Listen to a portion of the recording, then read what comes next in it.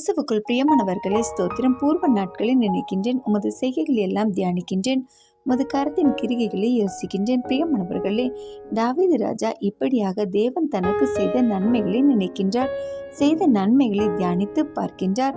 எப்படியாக தேவன் தனக்கு செய்தார் என்பதை யோசிக்கின்றார்.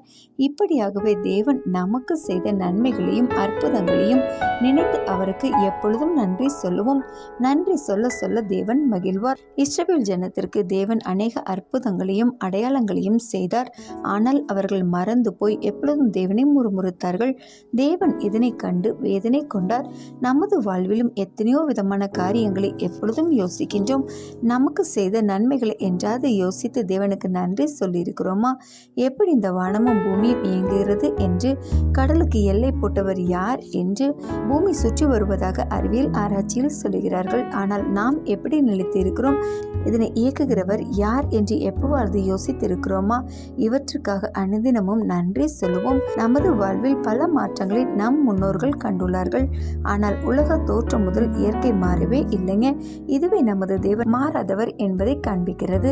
ஆகியால் எப்பொழுதும் நன்றி சொல்ல மறவாதிருப்போம். ஆமென்.